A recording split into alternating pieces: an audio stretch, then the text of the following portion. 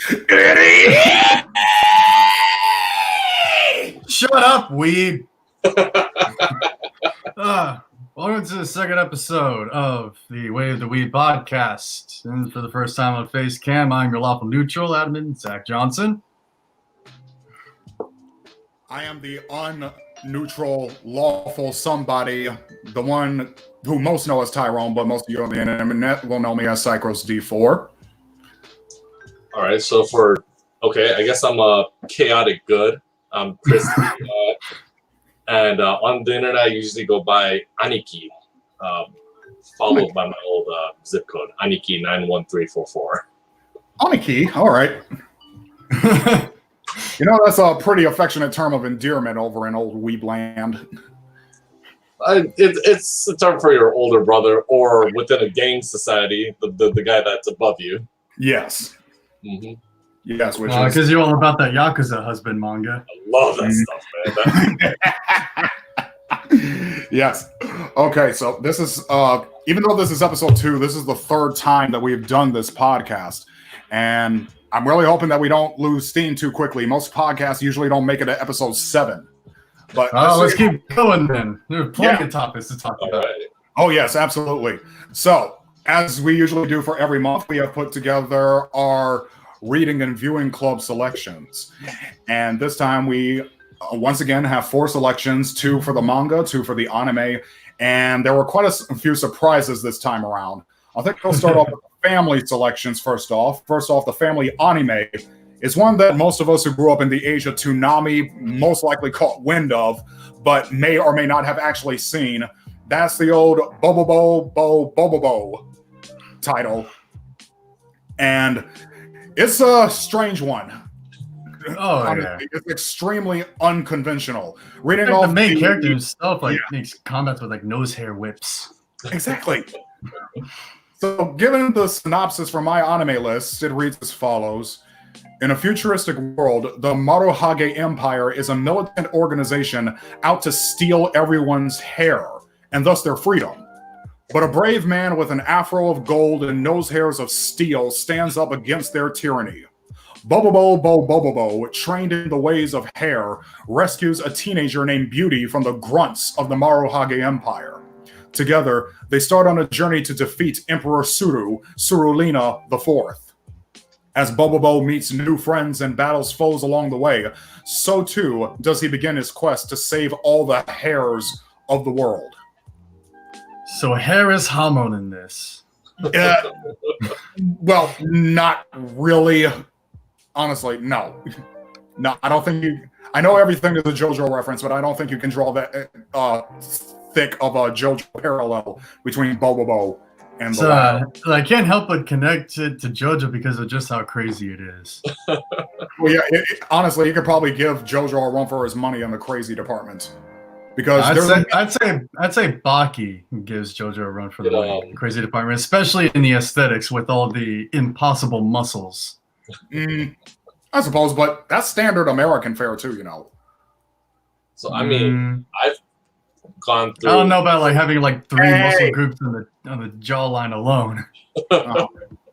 I've gone through all of Excel Saga way back in the day, and Hade no Shiku, which is another crazy off the wall anime. Yes. And I couldn't do Bobobo because of just how insane it was for me, and that's saying something because if we could outdo the other 2 that I've just name dropped, this was way too much. Fighting with nose hairs, having people live up in your nasal cavities, I think it was, and wow, I couldn't handle more than a couple episodes of it before I couldn't and anymore. The dude with a pink turd for a head. Oh yeah, that was a thing. Goodness. Okay, so yeah, honestly, that's probably the height of absurdity that I'm willing to tolerate so far. And honestly, didn't we just throw that into the polls almost like a joke? I made that as a suggestion because I couldn't think of a good family manga at the time. I was just like, what did I watch back in the day in Toonami? Oh, Bobobo. You could have said Rave Master. I could have also said Love Live, but I'm not going there. I'm not touching that. Oh, So many missed opportunities, but it's a real blow to the chest that that's the one that won in the polls against everything else that we had in there. Well, there's other months. Yes, there are. And I'm still pushing to your eternity. Read that. All right, then. So, next up, we're going to have much more to say about this one. The Family Manga Selection is a very, very new title that just came out, like, what, last year? Yeah, I think so. Yeah, pretty recently. And it's already generated a lot of positive feedback from many people out there. This one is Spy Family. Do not pronounce the X or I will stab you in the jaw with a fork. Like you mean like Hunter X Hunter? You just set us all back a few generations with that. It's Hunter squared. Yeah. Just like My Hero Academia is shortened to Macadamia. What? Okay, I can actually respect that because I really like macadamia nuts. But yes, no. But Spy Family is, well, first of all, you think it was a spy drama, but it's really more of a family comedy than anything. And this is like one of the greatest things I've ever read. Honestly. Even better than the isekai where the guy went to another world with his house and had made babies that were actually different floors of the house. Wait, is that? That's an actual thing. Oh, jeez. And it's great. It is great. The onsen one was bad. No. It is so great. Oh my god. I love that manga. Don't care. We're talking about Spy Family. And synopsis from my anime list. For the Asian known as Twilight, no order is too tall if it is for the sake of peace. Operating as Westalis' master spy, Twilight works tirelessly to prevent extremists from sparking a war with neighboring country, Estonia. For his latest mission, he must investigate Estonian politician Donovan Desmond by infiltrating his son's school, the prestigious Eden Academy. Thus, the agent faces the most difficult task of his career: get married, have a child, and play family. Twilight, or Lloyd Forger, quickly adopts the unassuming orphan Anya to play the role of a 6-year-old daughter and prospective Eden Academy student. For a wife, he comes across Yoru Breyer, an absent-minded office worker who needs a pretend partner of her own to impress her friends. However, Lloyd is not the only one with a hidden nature. Yoru moonlights as the lethal assassin Thorn Princess. For her, marrying Lloyd creates the perfect cover. Meanwhile, Anya is not the ordinary girl she appears to be. She is an Esper, the product of secret experiments that allow her to read minds. Although she uncovers their true identities, Anya is thrilled that her new parents are cool secret agents. She would never tell them, of course. That would ruin the fun. Under the guise of the Forgers, the spy, the assassin, and the Esper must act as a family while carrying out their own agendas. Although these liars and misfits are only playing parts, they soon find that family is about far more than blood relations.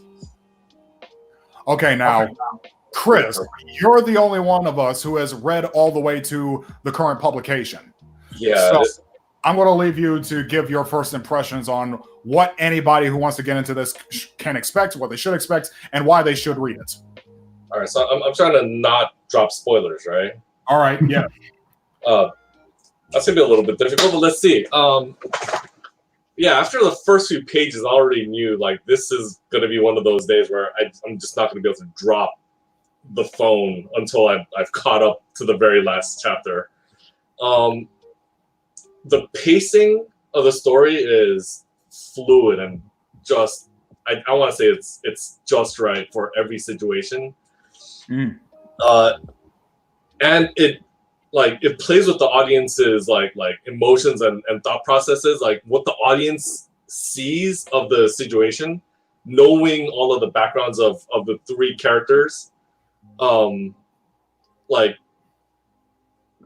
the writer puts you in the shoes of the daughter every once in a while, because the daughter, as an Esper, sees everything and knows everything, but continues to pretend that she doesn't know anything, and like that brings in a dynamic that like she's kind of the reason the family doesn't fall apart, because she's actually doing so much more work than the parent characters think she's doing in the background. Wow. There's a lot of moments. It's really great because the daughter, I don't want to spoil too much, but the daughter is a huge spy, like, fiction otaku. Like, she likes James Bond type thing. She watches an anime about, like, a spy character all the time. Wow. And so she weaves out like crazy to her dad all the time. And, like, because she likes action adventure stuff, she also weaves out to her mom. It's yeah. I don't want to drop anything. You have to read this. It is so good. So funny. You've been dropping a lot of reaction images, especially of the daughter. Oh my gosh. Like there are images where like she's just like the cutest thing, but then there are times where she all of a sudden just gets either sly or I don't know, like she gets these wolf eyes, and like the reactions of the characters' faces, I'd say they're about as good as like GTO's crazy reactions, and it's something I haven't seen in a while. Actually, there's been a really long gap since like GTO style reactions to today, and now that I'm finally starting to see them in anime, and manga, it's really great. Yeah, that sounds honestly, the daughter, she reminds me of Anais from Yeah, I would say so. She's really smart, but like she doesn't lead on to be smart. Like no. Every time she gets like the center stage, it's almost as if it was a mistake to her. She was like, "Oh no, I didn't mean to, like get the spotlight. I didn't want to be special here. I'm trying to hide in the crowd. What the hell?" Yeah, the family dynamics is beautiful. The way they constantly have each other's backs, either by accident or by knowing, there's just so much character development. They're constantly learning about each other, and then without revealing anyone's past, they just on like the two parent figures honestly just think, oh, the person that I married, he's sort of an awesome guy. Like, it doesn't think anything about like what history they may come with, and then the daughter just keeps quiet about it because she knows like if she blabs it out, like that's it for all of them. Every single thing that they have to do, every single thing they have to accomplish, like going into the school, and then taking the next class or whatever, like it's like a new kind of adventure, and it's weird how they mash up like a slice of life with adventure at the same time. So it's like just going to school might turn into a car chase between cops and robbers, thieves. And then she gets to school safely, but like she has to pretend that she had no idea that there was a huge car chase going on, and the dad is trying to cover it up. Wow. Like trying to drive casually but a little bit crazy. That kind of stuff. It's amazing. And then they start, like, once you understand the family dynamics, they start throwing in other characters, like the wife character's younger brother, or the new pet dog, and it doesn't end. It just keeps on one-upping each other. Read the freaking book. It's I amazing. remember seeing one page where like the daughter takes the dog to a dog park, and like she's running around, and she's like, wait, the dog is supposed to be running around. Why am I having all this fun? Read it. Like, everything's there. Everything. If you like action, if you like romance, if you like adventure, if you like slice of life. I don't know how they did it, but they incorporated slice of life into a freaking like spy adventure. It's the greatest thing. It's got everything for everybody. Yeah, that's awesome. So yeah, I'm definitely gonna have to push that up higher on my priority list. Yeah, because of that. So that is the family manga. Those are the family selections. Now we're going to go to the mature side with the mature anime selection. This one's a pretty popular one that's been on my watch list for a while. That's why I'm happy somebody threw it in. I don't know if I did or not, but it's okay.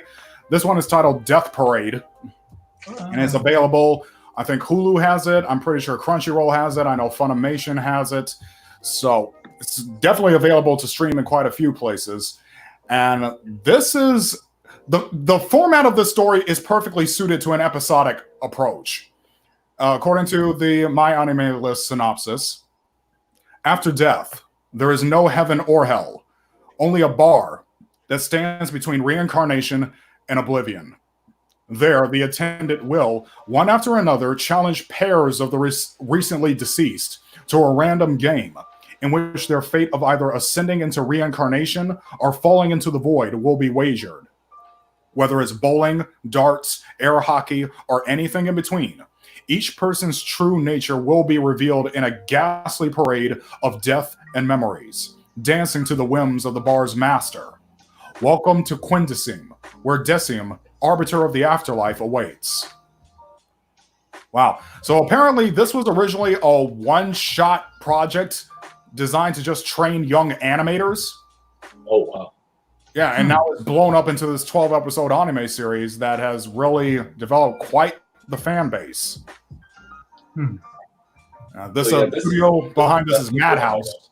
Well, what? The studio behind this one is Madhouse, so they have quite the pedigree. That's quite a major studio to take on something like that. And yeah, I just saw the first. Did I watch the second? I'm pretty sure I watched the first 2 episodes, which are basically the same story, but from 2 different perspectives. Oh. Those first 2 episodes. And yeah, it is really incredible how much story they can cram into a very short, what could be considered a short film. Like every episode almost feels like a short film in a way. Even though you know it's all part of an overarching narrative structure, each episode seems to work independently as a short film in a way that makes you want to watch the other ones, but you don't have to in order to get what seems like a complete and fulfilling experience. So like the first episode, the 2 deceased who come in are, who was he? It was a doctor and his pregnant wife. They had died in a car crash. And of course, when people die, and according to the mechanics of this story, when someone dies, the shock is so damaging that they don't even realize that they're dead. And they don't remember how they died. They get like bits and pieces of memories of it that may or may not come across them as they engage in these games that are set before them. But, you know, they don't remember that. And of course, they start developing their characters over the course of recovering their memories over the course of playing these games. And of course, they don't even remember, they don't realize what the purpose of these games are. And Decim, who's like the main overseer of these games, he's not too prone to let them in on the secret because, of course, that would spoil the experiment. Now, they're far less likely to gamble with their lives on the line if they know that their lives are already gone. So there's a lot of, you could say, very heavy theological and philosophical daring do going on in this. Again, this what started off as a one-shot project. Goodness. So yeah, I was pleasantly surprised to get a lot more than what I thought I was getting into when I started Death Parade. I take it none of us have watched it all the way through? Not yet. All I know about this is from like a couple AMVs I've seen. Like it looks so beautiful, and it's been on my list for a while. But yes, after hearing the synopsis, I think I'm definitely gonna get into it like within the next week now. Yeah, absolutely. So yeah, that's Death Parade for our mature anime selection. So let's finish this off with our mature manga selection. This is a really, really long-running series. So long, in fact, that the original author doesn't even seem to be in the right frame of mind to continue it by his own admission. But about as many hiatuses as the mangaka for Hunter x Hunter. Right? Yeah, you could say that. But shoot, the manga just updated like less than a month ago. So this is Berserk, our mature manga selection, and definitely for the mature side. This is not for the young. This is not for the faint of heart. Oh, most certainly not. No, because it does talk. I mean, goodness, the main character was born from a corpse, essentially. Yeah. Their mother was hanged, and he fell out. Yeah, exactly. According to the My Anime List synopsis, Guts, a former mercenary now known as the Black Swordsman, is out Real for black swordsman. Don't give me any of that Kirito stuff. Yeah. After a tumultuous childhood, he finally finds someone he respects and believes he can trust, only to have everything fall apart when this person takes away everything important to Guts for the purpose of fulfilling his own desires.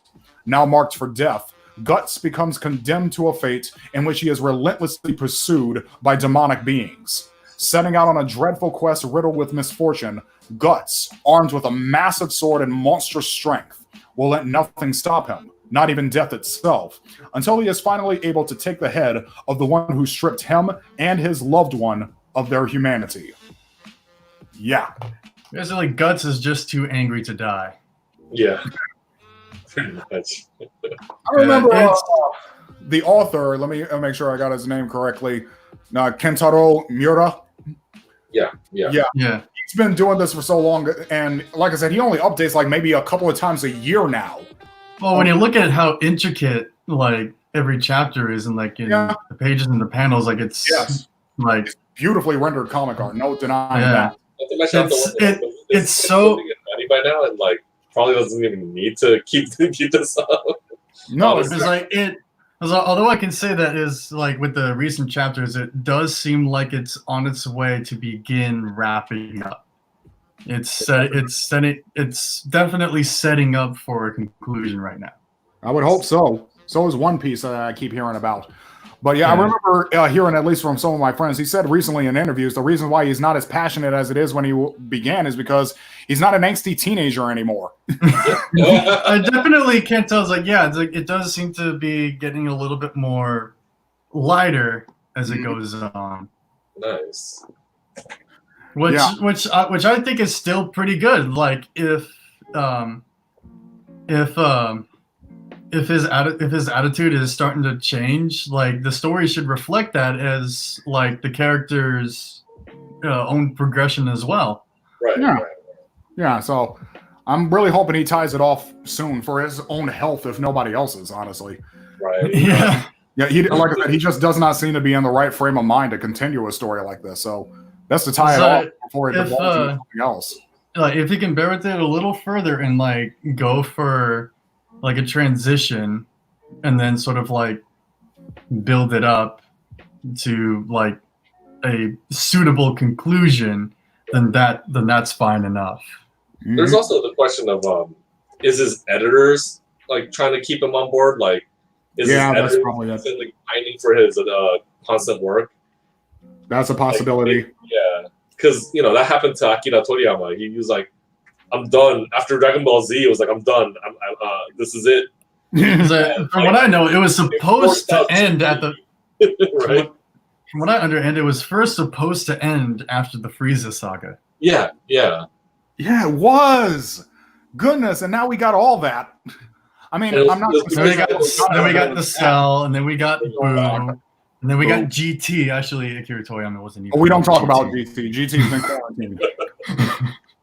We don't talk about GT. GT never. You don't want to talk about Vegeta's mustache? No. Vegeta doesn't want to talk about his own blasted mustache. No. And we don't want to talk about the Super Saiyan 4 transformations either, or any of that. You don't want to talk about Baby? No. No. Or the Black Dragon Balls? Oh my goodness. Oh. GT or never Goku happened. turning back into a kid? Yeah. So I mean, the man's go like Kentaro Miura. He's been working since like 80? Like 87. 98 or no, 8. It was in the 80s. 87. Yeah, it was the 80s. It was definitely the 80s. Mm-hmm. Like, but hey, he deserves a break. He does. I mean, if he wanted to keep on doing that, that's fine, because, Hirohiko Araki has been doing JoJo since the 80s, and he's still going strong and still doing his best work. I mean, that's part that came out, like the JoJo changing with every part. Yeah, the part that came out before this one, Steel Ball Run, most people consider that to be his best work, his magnum opus. Mm-hmm. So it's not like he's lost steam with that. And of course, it is a format where he can constantly change things around and maintain that interest, because he's constantly changing up the formula some way to keep it up. A lot of people can learn a lot of storytellers can learn a lot of lessons from that guy. How to keep up steam over a long period of time. And it's kind of and it kind of shows in his health. He's older than my parents, but he looks to be my age. Yeah. It's incredible. or that or he's just Japanese. Not that. Got them Asian genes, them Alex Trebek genes, something like that. So, those are all our reading and viewing selections for this month. Now, before we get into the news and the various deades, I guess we can have a brief aside about my initial experience as a newbie to Great Teacher Onizuka and our Galaxy before getting into that. Before getting to that, I must apologize for last week. I got the endings for GTO mixed up with the ending for Golden Boy, and I apologize. We accept your apology, and you can do your mea culpas later. But I think what would be interesting is that there can be a dialogue between me, who just got into this for the first time, and Chris, who has a long history with this particular series and has rewatched it several times. So I think the perspectives that we have on this particular title are going to be quite different. So, Great Teacher Onizuka, when I first came across it, I summarized it as a comedy of the fool. And it is... Yeah, I see that. Yeah, because the title character is, definitely played out to be a bit of a fool. He is a former biker gang leader who decides, I'm going to now be a teacher. Now, first of all, day and night. How you going to go from being a biker gang leader to being a respectable authority in the developmental cycle of the next generation of your country's youth? But he takes that on unironically. What really surprised me about this series is how often you cannot put anybody into a pigeonhole. Like, once you think you got this character figured out in such a way that you can describe them on a name tag, they throw you a curveball and let you know, no, that's not what I'm about. And in fact, I'm a lot more multidimensional than that. I can prove that by my actions. So in the case of the main character, and I'm going to pull up the synopsis just to make sure I got everything accurate. The case of the main character, he starts off seeming as a degenerate and a womanizer and a heavy smoker. And to an extent, he is all of those things. But over the course of the series, he demonstrates that there is a lot more maturity and sincerity to him than what meets the eye. And it's not just me as an audience member who had to struggle with that. The entire drama is all of the characters struggling with that, struggling with their own biases and preconceived notions about they think they know this guy, Onizuka, only to find out, no, we don't know him at all. And furthermore, he's one of the best things that has happened to our community in a long time. So, ironically enough. So at least that's my take on it as just an opening blurb. So what do you got to say about it, Chris, having being a veteran of the series? It's hard to say anything different from what you've already said. I don't know. I agree with all points that you've made so far. Trying to think of something here, but no, I think you put it perfectly. So, like the various ways in which he interacts with his students, for example, I was honestly going into this thinking that he was going to have a very, very one-note way in which he interacts with his student body. Like he basically just treats everybody the same because that's the simplest thing to do, and he seems like a simple-minded character. But no, he seems to learn very, very quickly what makes everybody tick, even though he doesn't sound like it. Go ahead. I think one of the reasons for that is because he was the leader of a biker gang. Like he's not. He's scholastically stupid. Yeah. But he's really street smart, and he knows how to pick up on people's like thought processes and emotions. Like you can't just be a leader and a well-beloved leader as you saw he was, without being able to pick up on people and read like speaking to them on their level, you know. So yeah, like when he gets like all chummy and friendly with like some guys, or kind of spanks some of the girls who are being brats, you know. You're right. Like I don't know. There's not much to add to that. You're right. Yeah, it's like, oh goodness. What I guess another bit of irony is that he tends to bring out the best in a lot of people and expose the worst. Oh, he doesn't bring out the worst in people. He exposes the worst aspects that were already there and nobody seems to notice. So, like, I remember the particular time in which, through various influences, he encouraged one kid who was incessantly bullied by the female students around him to fully, and when I say come out, I really mean come out in every single way, shape, form, and fashion he could, just to expose not just the traumas that he has faced, but also the kinds of traumatizing that the students are prone to inflict on him with little to no punishment. Right. And that is directly as an influence of Onizuka's own brash and brazen attitude, where he really does speak his mind, and he does not care. He has no filters. That's one way, a really strong way to describe him. He has zero filters for what he has to say or what he wants to do. If he thinks you're wrong, he's going to tell you straight to your face, and he's going to do something about it. If he thinks you're in the right, he's going to praise you endlessly till you're sick of hearing it. And it makes everybody better. Yes. Ironically enough, because he's, at first glance, he's definitely the kind of guy that no responsible parents would want around their children. Bad influence is just written all over him, almost quite literally to an extent. Right. But I love that the principal knew exactly what kind of guy he was at first glance. And she was like, I'm hiring that guy. Exactly. I'll put him through hell, but I'm going to hire that guy. Yes.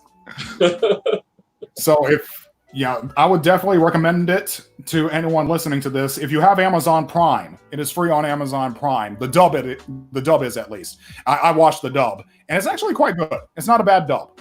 I've heard better ones, but it's not bad, at the very least. I think it's available in a sub form on Tubi, which is a free platform. It's completely free. So if you want to watch that with occasional commercials, and it has very, very few commercials for such a free platform, it's available there. I believe the sub form is also found on Crunchyroll, but you have to put GTO the animation. Yes, that's how it's titled in Crunchyroll. It's titled GTO the animation rather than Great Teacher Onizuka. So, yeah, that's definitely it. Now, Zach, have you had any familiarity or chance to delve into that particular work? Can't say that I have yet. Okay. I feel like you'd like it, Zach. Yeah. Well, since you've seen both of them, does it carry the same spirit as Way of the House Husband? The same spirit? I would say it's longer. It's not nearly as episodic as Way of the House Husband. Way of the House Husband is like a series of vignettes that have little to no direct Onizuka, the personality or the character, right? is that, well, more kind of like, I don't know if this is like any trivial thing or not, but like, would Onizuka and the house husband guy, would they get along? They are very different aspects of the underworld type characters. Yes. So the house husband guy, he's like a totally respectful like view of what a yakuza should be, whereas Onizuka is kind of more the like kind of the crackpot. He sees authority and he doesn't care that that's authority. He's gonna tell the authority what he thinks, despite what is on the line. You know, and I think they're different. Somebody deserves a punch in the face. He's gonna punch him in the face in front of everybody, cameras watching and everything. Already in front of a crew. And I think the fact that they come from different elements or different strains of the criminal underground is also significantly important. Onizuka is from a biker gang. Right. The house husband guy, he was yakuza. Like, okay, that's like comparing a regular street gang to the mafia. Yeah. Okay, or Hell's Angels to the Mafia? Yeah. It's like comparing Hell's Angels to the Mafia. They're really not a 1-1 comparison. You're not comparing apples to apples there. The guy from Way of the House Husband, he's a hardened killer. I don't think Onizuka ever killed anybody, as far as I can recall. He beat the crap out of people. So a bit closer to Akira. Yeah, he's beating people up, but no, the Way of the House Husband, he's a trained professional killer. He's a hitman. So I have to say, Onizuka's probably closer to Harima Kenji from School Rumble. Yeah. That's a good comparison. He's probably a little bit closer to that, if that means anything to you. That is a good comparison. Oh, so I got some. I got some news from the past couple days here. So just kind of like scrolling through some stuff that you guys might find interesting. Yeah, go ahead. Third Girls und Panzer Das Finale film's production continues. Really? Yeah. Fascinating. So more tanks. Bring on the Sabaton! Okay. Let's see what else. So yeah, this has been around in the group. Inuyasha anime gets Yashahime Princess Half Demon TV spin-off this fall. Right. Yep. I hope Rumiko Takahashi's working on that project. Is she still working at all? Rumiko Takahashi, yes. Well, let's see. If I remember correctly, she is definitely involved in this production immediately. Oh, I love it. Mm-hmm. Yeah, it wouldn't be the same if she's not around. You know, it's like having Dragon Ball without Akira Toriyama. We all know how that went. Yeah. Oh no. She's in her early 60s now, but yeah, she's still working. According to what I'm seeing right now. Yeah, she's been. Oh my goodness, she's been around for a hot minute. Didn't she also do Ranma Half? Yeah. That's the one I grew up on. Mm-hmm. I never could get into Ranma Half personally, but maybe I'll revisit it with my new perspectives. But yeah, it's crude. A lot of it is very crude humor. Right. My mom thought it was just a regular cartoon, so she plopped a little like 4-year-old boy in front of the TV, turned it on, and walked away from the room, and I saw the glory of all of it. Oh boy! Fascinating. Well, according it's to a cartoon, there can't be anything inappropriate. Well, according to Viz, this they actually given us a synopsis of this Inuyasha follow-up. It says the daughters of Sesshomaru. Hold up. Sesshomaru had daughters. Whoa. Sesshomaru and Inuyasha, they both bred. Inuyasha reproduced. Holy monkey. Okay, their daughters set out on a journey transcending time. In feudal Japan, half-demon twins Towa and Setsuna are separated from each other during a forest fire.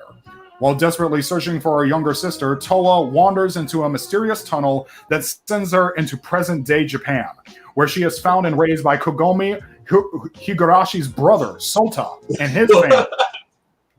10 years later, the tunnel that connects the two eras has reopened, allowing Towa to be reunited with Setsuna, who is now a demon slayer working for Kohaku. Not the cool ones, but this one.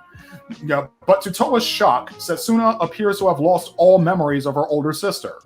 Joined by Moroha, the daughter of Inuyasha and Kagome, the three young women travel between the two eras on an adventure to regain their missing past.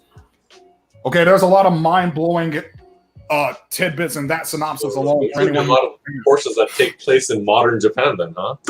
Yeah, so it's going to be going back and forth. We got some Chrono Trigger type nonsense going on here. Right. Oh boy.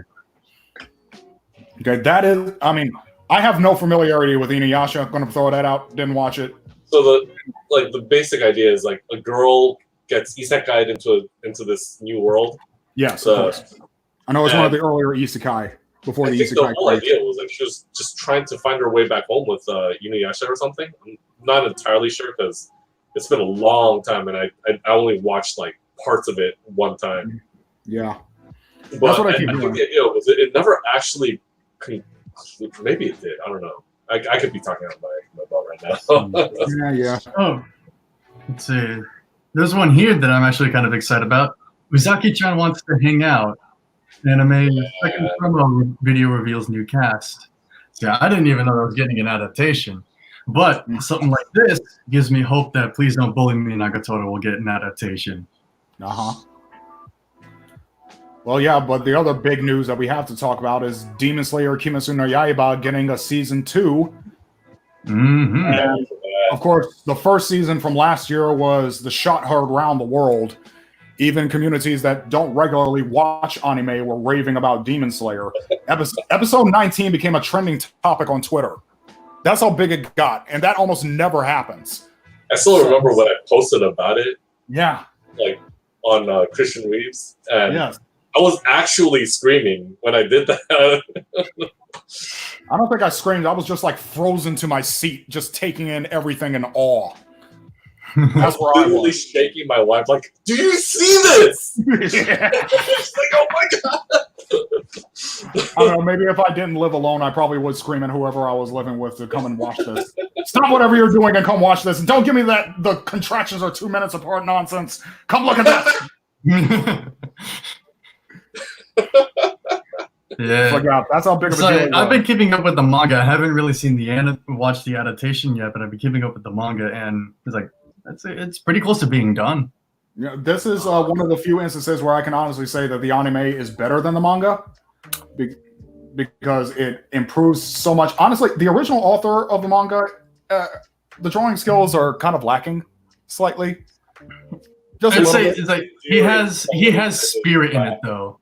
I But could've sworn the author of Even Demon if Slayer- even if he draws like a really like simple thing, you like just how flawed it is, you can tell exactly what like like, I find the feeling that is flaw to be great. kind of endearing. However, you should definitely watch the anime. Like, if for nothing else, the animation itself, the fluidity of the action sequences, is so mind blowing. And they do these things with like the camera angles that like you've only ever seen in like the Fate series, where when a character is running up with the sword, the camera isn't just like staying there. It goes like underneath the feet and then around the back and then swoops around the face, around the sword, and then you see the sword like spinning in all different directions. And then the moment of impact, there's always that like you know? It's beautiful. You have to watch it. Like, if nothing else, at least for the animation. Oh, there's some Trigger news. Oh. Trigger's SSSS Dynazenon anime reveals cast and visual. So I guess this is another kind of like SSSS Gridman. Oh, yeah, I guess so. I was assuming it would be in that same franchise line. Just based on the title alone. Oh yeah, and then there's like the Tower of God adaptation release. Yeah, I'm trying to get more information on what I expect from this season 2 release date for Demon Slayer. It's going to be released October 16th. You can expect that Uber Simp becomes alpha male. Yeah, I guess so. That would be one good stroke of development. He stops stuttering and screaming and just being an all-around nonsense character. Okay. Yeah. It does seem there will be a second season, but the way the second season might belong, it could take several years. Okay, so the movie is coming out in October 16th. Oh, okay. Yes, and that will be coming as a movie, which is titled The Infinity Train Arc. So that's what's coming out in October. Ooh. But as for a multi-episode season, no confirmation on that right now. Of course, we're facing right now arguably the most economically devastating global pandemic in modern history. So a lot of things are being delayed, a lot of things are being pushed back, and animation is no exception to that. But goodness, supposedly this movie is going to be hitting a few theaters. Oh, nice. I totally missed the Made in Abyss movie that came out mid-April because of this dang pandemic. I actually did manage to catch the second My Hero Academia movie right before the pandemic hits. Heroes Rising. What'd you think of it? It was a lot better than the first movie. I was I was kind of blasé about the first one. It was like, it just feels like a really long, mediocre episode of the show. But Heroes Rising, that was a thoroughly satisfying cinematic experience. Like, that's the kind of story that justifies a movie. And it definitely justified it. Like, it felt like Seven Samurai in a way. Like, and the original movie, The Seven Samurai, but with superheroes. It's like some random people showing up together to protect, defend this localized plot of land. Yeah. And they fight dang near to the death for it, and it's a definitely satisfying experience. I would not be surprised to find out that The Seven Samurai was a source of inspiration for that story, but it worked extremely effectively. I don't have like one qualm about it, but like I can wipe that off. You know, at the very end where everyone knows what I'm probably talking about. If you've watched it, you know what I'm talking about, right? Towards the end where the thing happens. Okay, yeah, I know what you're talking about. Yeah, I get you. I can let it go though because the rest of the movie was so good. Yeah, that, like, I'm willing to throw it a bone at that point. Yeah, and I don't think the movie wanted to make that devastating of a change to the formula just to carry on. You wanted this to be kind of a one-shot thing. You don't want this to be a big game changer for the entire series moving forward. Right. So I can understand that. But yeah, I know what you're talking about. And yeah, I can definitely understand the frustration there. I kind of felt it myself, but not so much that it ruined the experience. Far from it. Yeah. All right, so Zach, unless you got any other bits of news, we can go into our Dead A's discussion. Let's see. List of current anime with completed productions updated today. Let's see. The Magnificent Kotobuki compilation film, complete dialogue recording. B&A Brand New Animal premiered March 21st. Let's see. Descendants of Bookworm. That's a good one. Art. Dropkick on My Devil Dash. My Next Life is a Villainous, All Roots. That's a good one. Doom. Seeing Yesterday for Me. I want to see Seeing Yesterday for Me. That's a very interestingly good one. Like I'm only like 2 or 3 episodes in so far, but it's So if you want to binge these to the end, you can go ahead right now, I guess. Yeah, there you go. So all right. That's our news for this month, and a lot to look forward to, a lot to be tendentious about, but still great stuff. So for our very special discussion before we get into our standard Bible study, we have a little trope that is quite well known among weebs the world over, and that is the character trope that ends in the suffix of the dere. And there are many more dures than I thought there were. I only know like 3, but it turns out there are at least like 7 times that much. It's like 21, but some of them, I guess you could say, are kind of like subcategories. Yes. At this point, definitely. I feel like a lot of the geeks at 2chan in the Japanese version of 4chan are probably just like coming up with these new things constantly, and I don't even know if a lot of these are actually set in stone, but like, yeah, it's basically Japanese memes. Like, yeah, that's what I thought. Into America. Basically, Japanese version of TV tropes, almost. Yeah. But we have quite a few to go through here. Let's see if we can recognize these and come up with any good examples besides the petty and pathetic ones that they give. So the first one that we have here is the Baka Dere. The Baka Dere type refers to a character who is very clumsy and stupid. For the most part, they are very innocent and sweet, but their stupidity outshines their other attributes. Aho.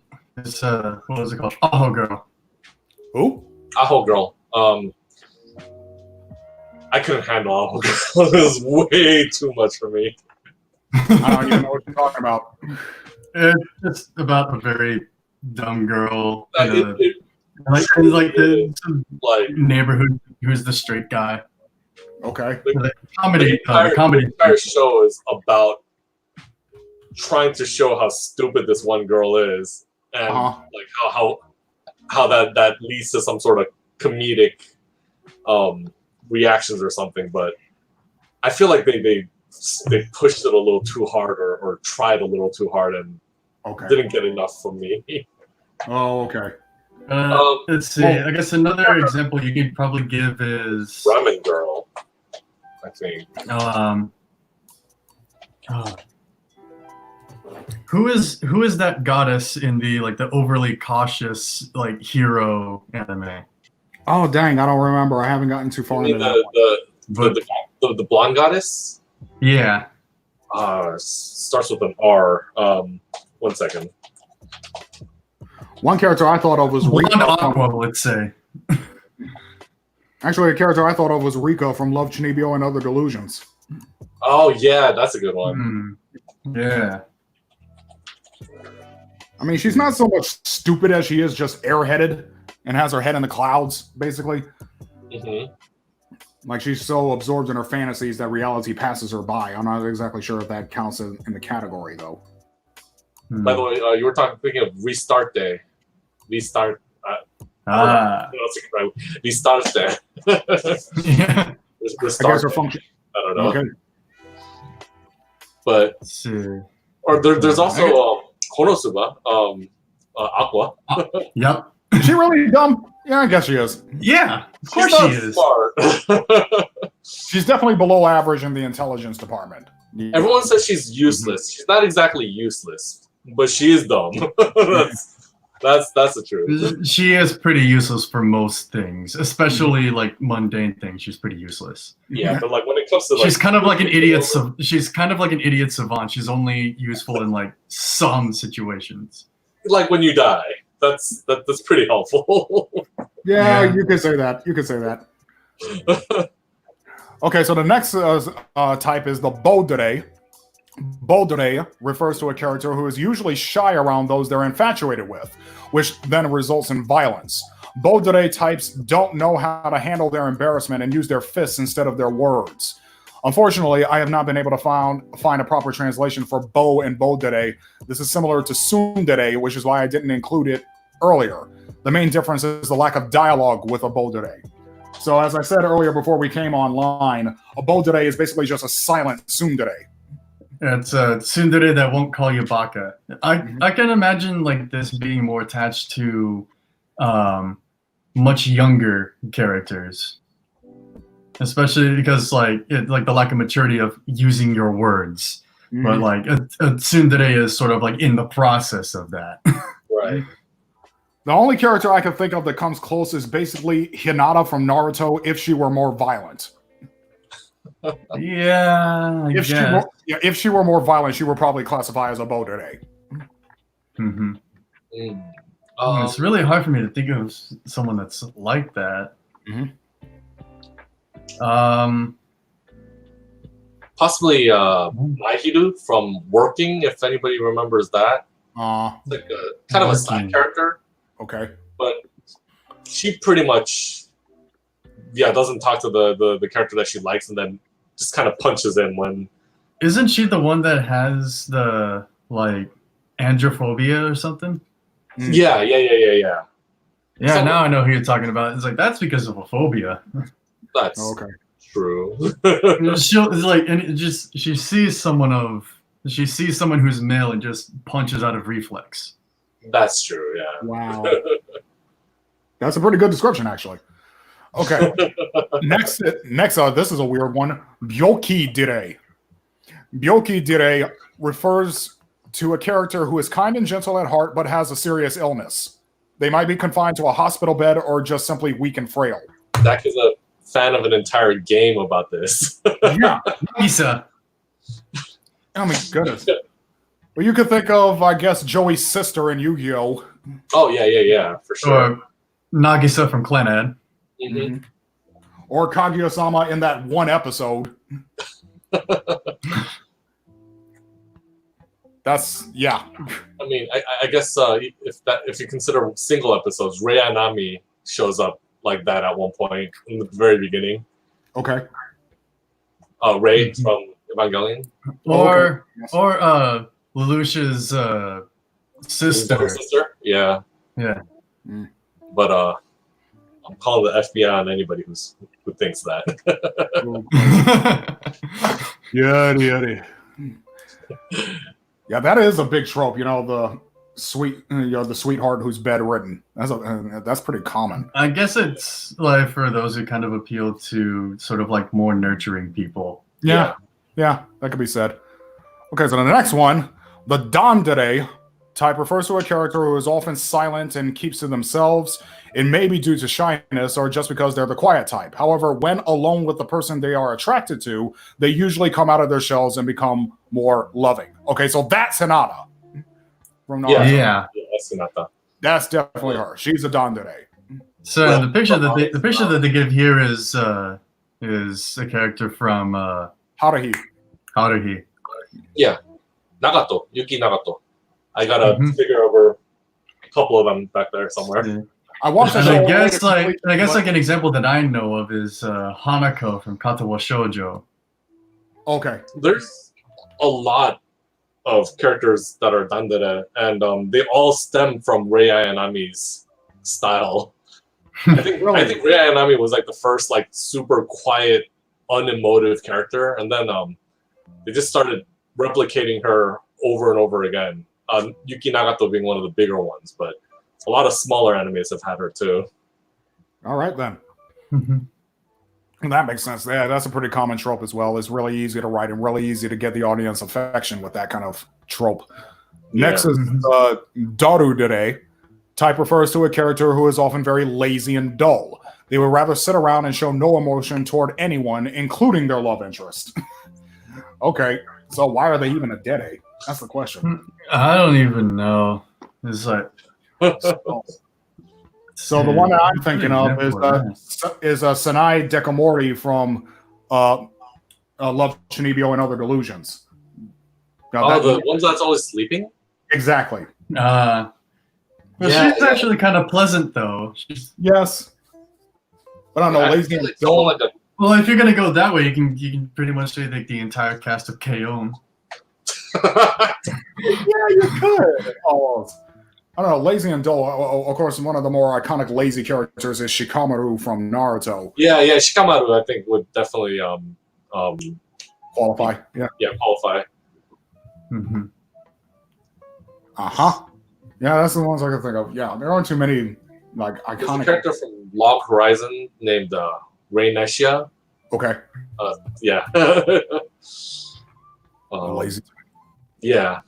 All right, let's keep moving forward. The Dere, well, that's basically the trendsetter. The Dere type refers to a character who is completely kind, happy, and energetic. No matter what may happen, they quickly revert to their cheerful self. This may be the only character type that doesn't have any abbreviation with the base Dere, although the definition isn't simply lovey-dovey like the other types. Well, that's kind of cheating. But, okay.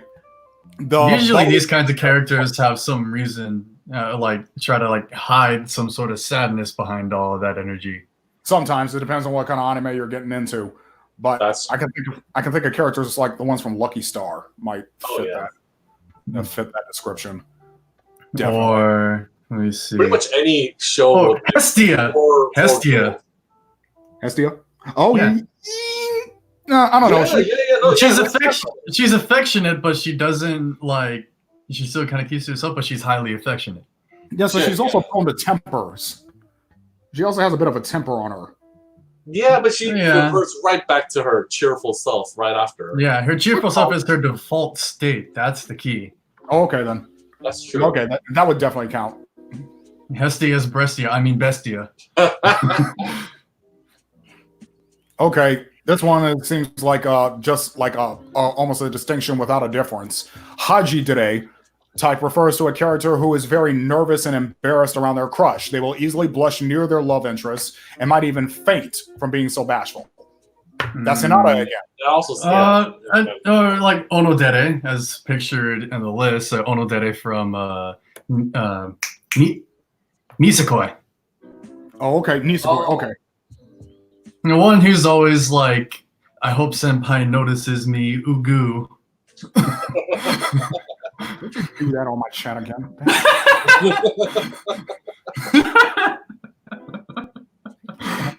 Hide from the other side of your Wi-Fi, bro.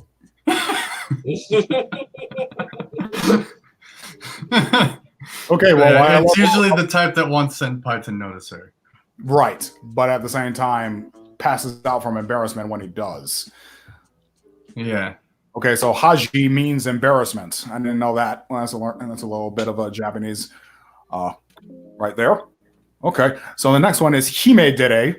The Himedere refers to a character who wishes to be treated like a princess by the person she loves, even if they aren't royalty in actuality. Okay. Yes, that's definitely my type. Step on me, Senpai. Oh my god. No, pretty much any girl who has the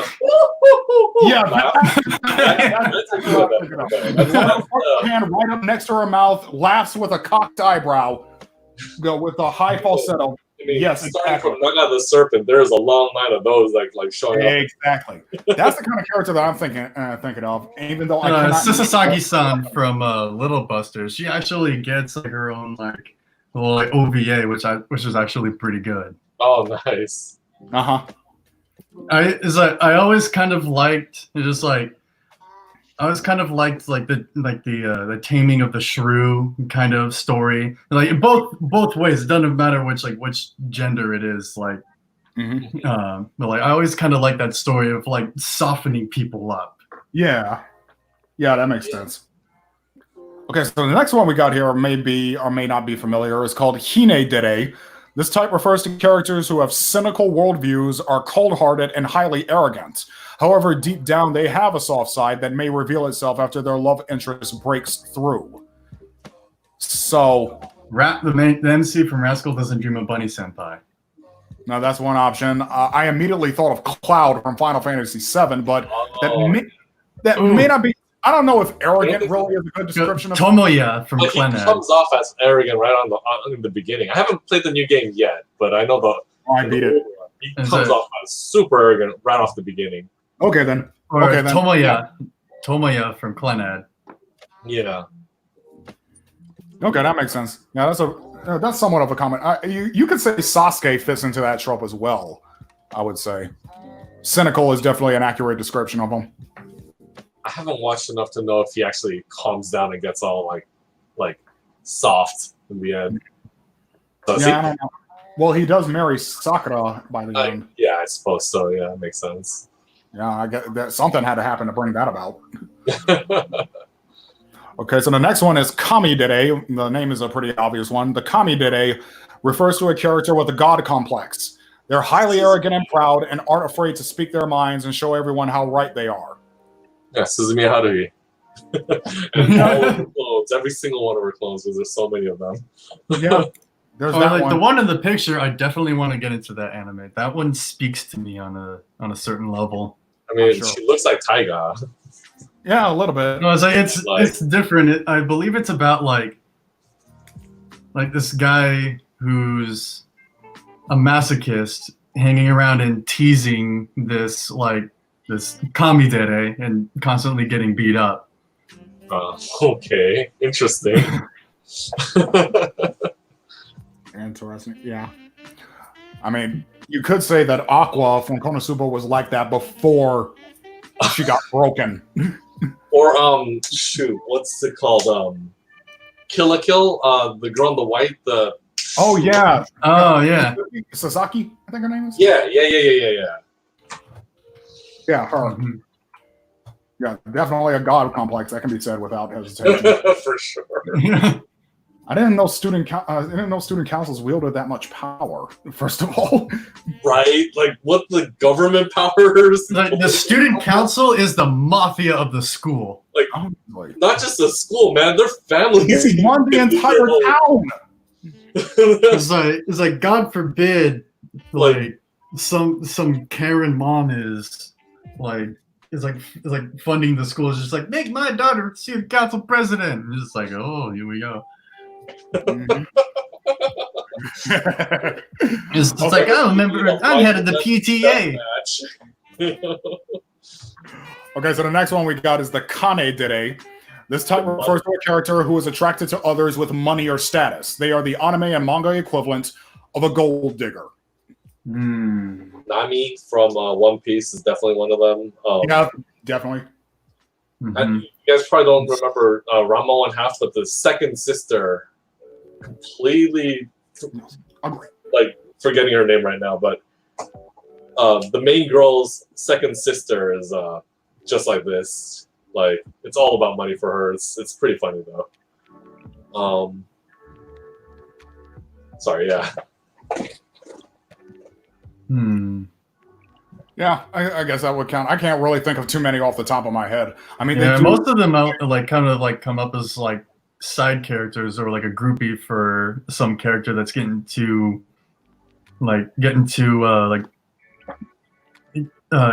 prideful about like some 15 minutes of fame, and then it crashes down on them, and then they ditch them.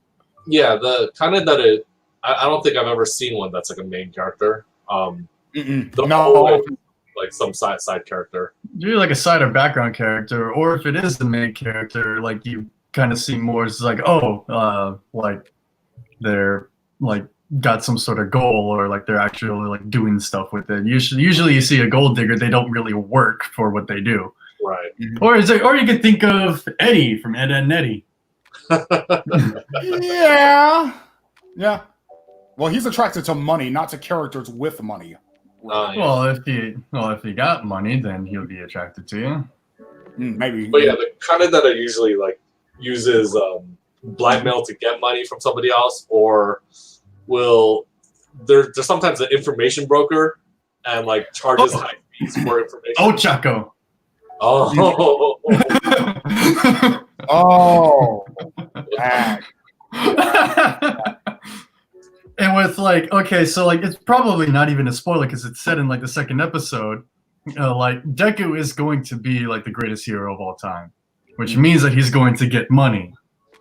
Mm-hmm. Ship with Ochako confirmed. That's all I'm gonna say. I mean, if we're going that way, even in Hunter x Hunter, what's his name? The business suit guy becomes a doctor. What's his name? He's all about money too. Mm-hmm. But he had a really good point for it. Like he was getting like, what is it, grilled about like, oh, you're so greedy about money, and he tells them off about how like how important money is and how it would have saved his buddy's life or something. So I guess. Or the producer from that one anime about making anime. Oh. So the example they give is that character, that short-haired. Oh no, you're talking about with the 3 girls. Azoken. Right? I think so. Really keep your hands off of. Azoken. Keep your hands off Azoken, yes. Yeah, the tall girl, the business one. Tall girl. Well, yeah. I don't think she's attracted to characters with money. She's just very, very smart about what they're able and not able to do in the production. I remember we were talking about this in a previous podcast. She's like the best producer that an animation team could ask for. Yeah, and a runner. She's a really great animation runner too. Yes, I mean she's kind of an incredibly important backbone to an animation industry. Absolutely. It's like when I start striking up animation, like that's the kind of producer I want. Yeah, for sure. Mm-hmm. I mean, the example they give for the Kanedere is a character from Love Hina. Yeah, that definitely counts. I suppose it counts. She's based off of a Sly Fox demon type person. Yeah, all about the money. Mm-hmm. Okay, so next is the kudere, sometimes written differently. It refers to a character who is often cold, blunt, and cynical. They may seem very emotionless on the outside, but on the inside, they are very caring. At least when it comes to the ones they love. Okay, you guys are characters more easily than Kanade from Angel Beats. Oh yeah. So what else? There was another one I had off the top of my head. Oh wait.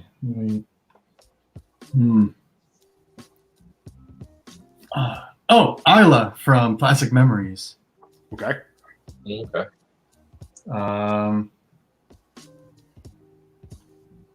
I feel like headphone jack chick from My Hero Academia would fit the description too.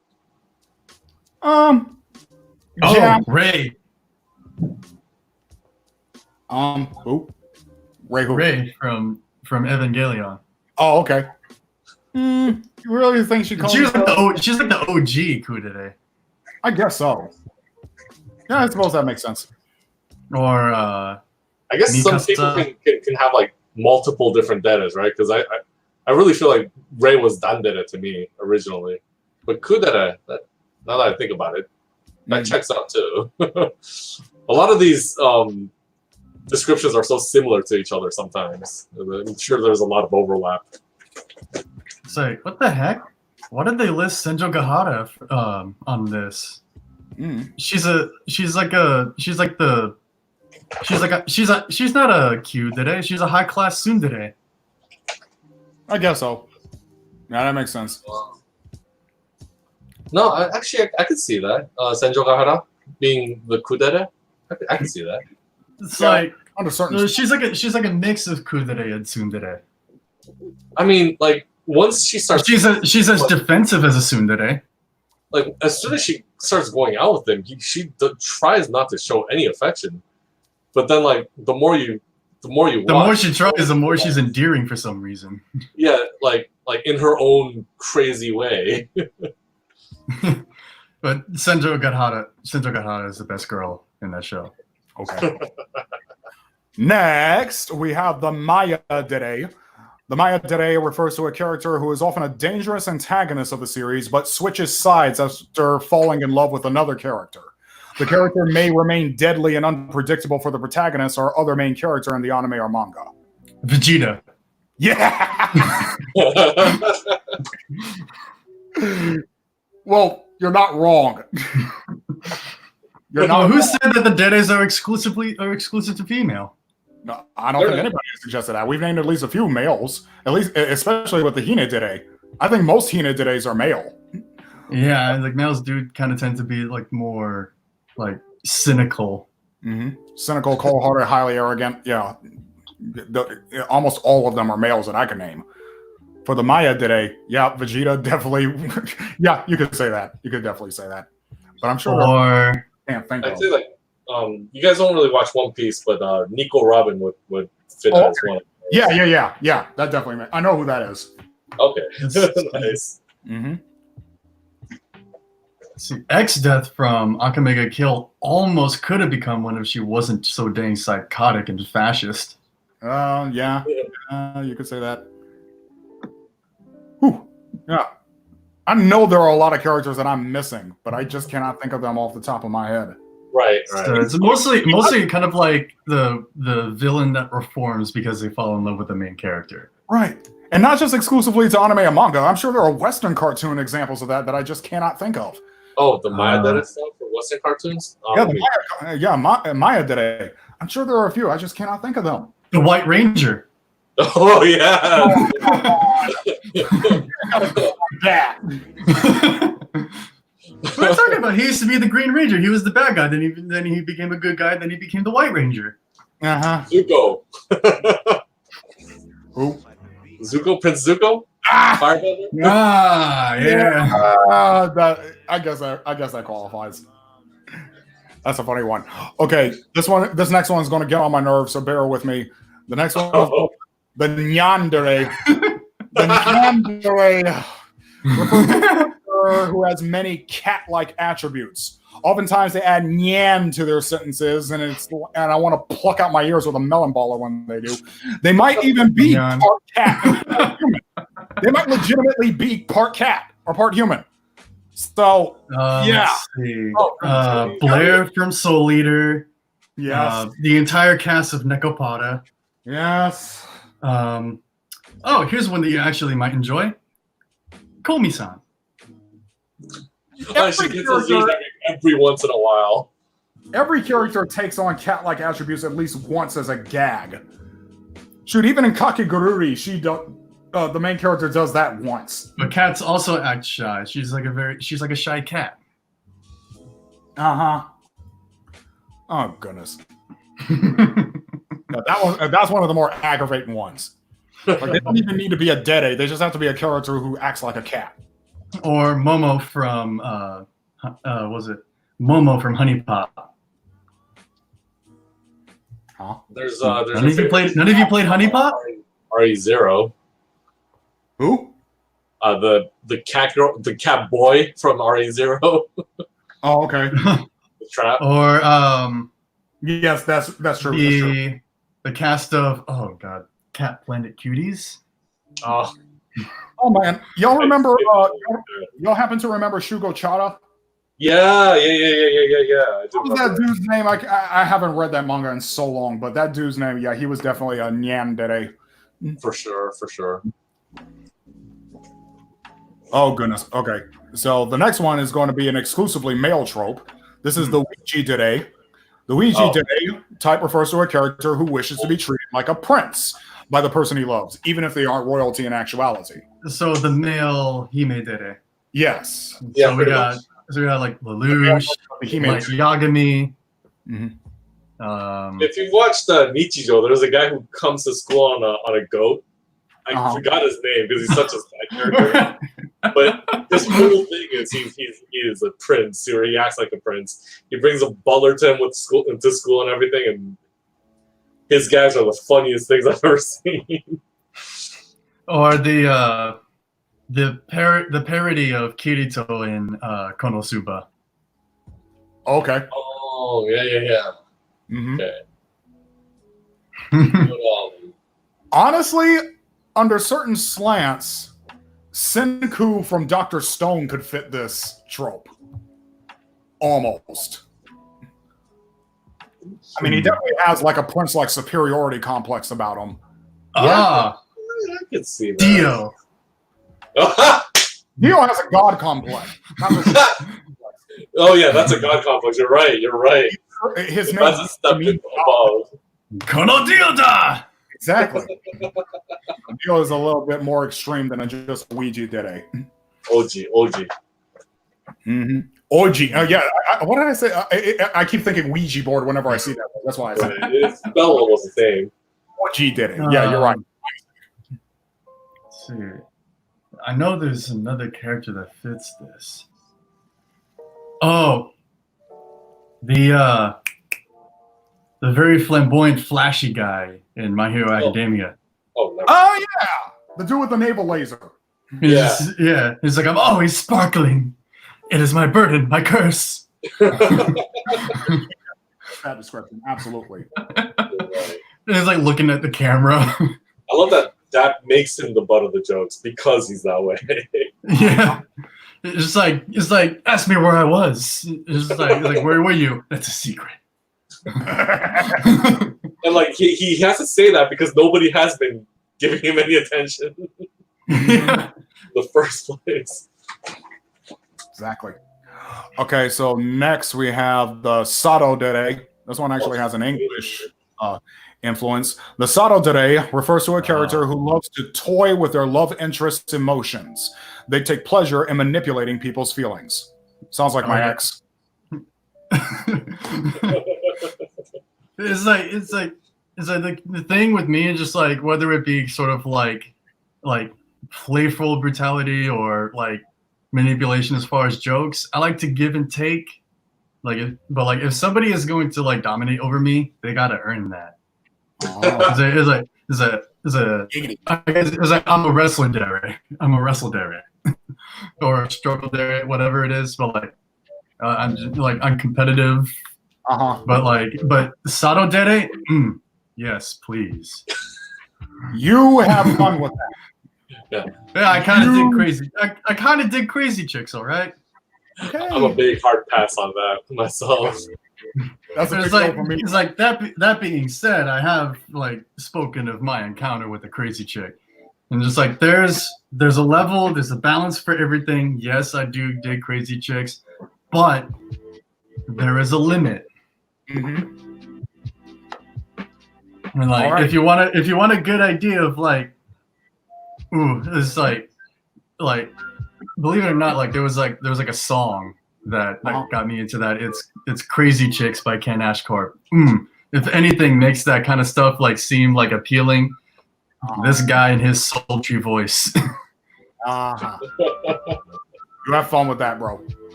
Okay, so the next one is probably one of my favorites, the Shundere. The Shundere type refers to characters who are sad and very depressed. While a full smile on their face may be out of the question, their love interest can help them open up and feel accepted. Now, nobody really knows what the Shun and Shundere is referring to, but that's the description. So the example they give is Mei Misaki from Another. But goodness, in a way, in another, like Cloud from Final Fantasy VII could also meet that description. You sure can. Yeah. Let's see. I guess like any character written by Jun Maeda once you get under the surface. I suppose so. It's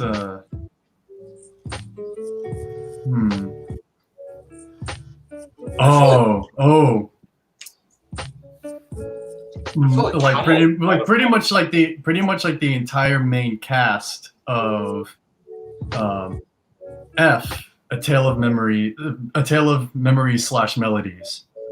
Okay. It's like that is really good. That was made in the early days of Studio Shaft, and visually it's rough but stunning. Okay. It's so cool. Like there's one part where like You know how sometimes there's like a silhouette and a background? Those are inverted. The background is a silhouette, and the silhouette is the background.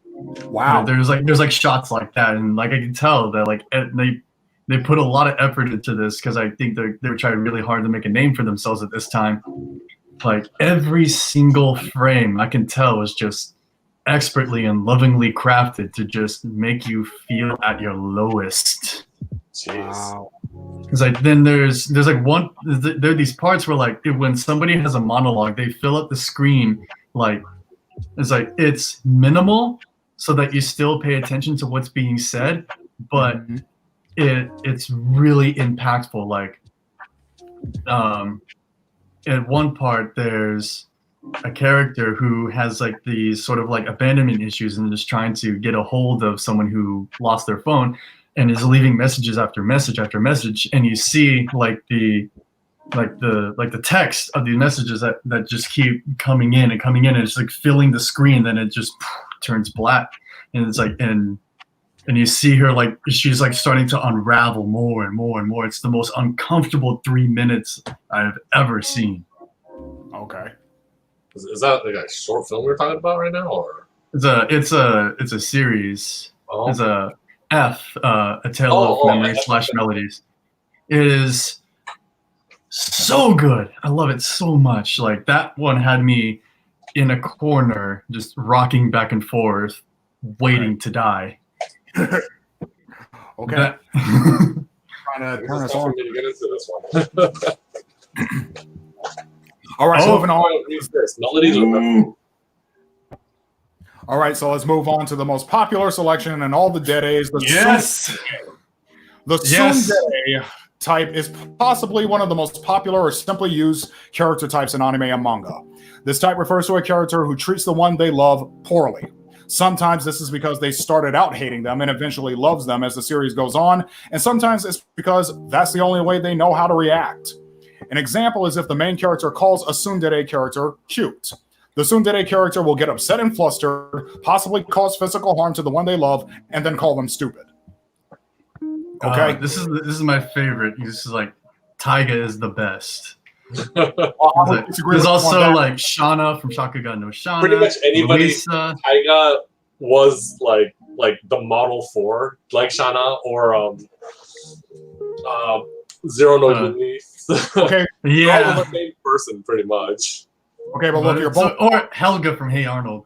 There you go. That's the quintessential tsundere right there. Helga G. Pataki. The one that all other tsundere aspire to be like. I see that for sure. Is it or Nagatoro? Or she's more kind of like actively bullying more than being defensive. Yeah. Remember Eddie from? But yeah, it's like, and I think I understand. And I think I understand why this appeals so much.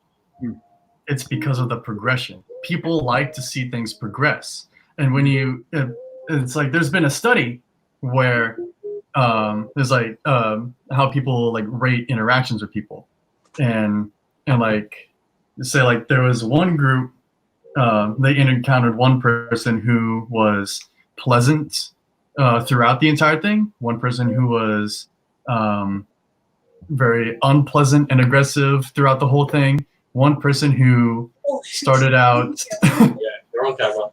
They allow you're being recorded, and then this is all gonna be.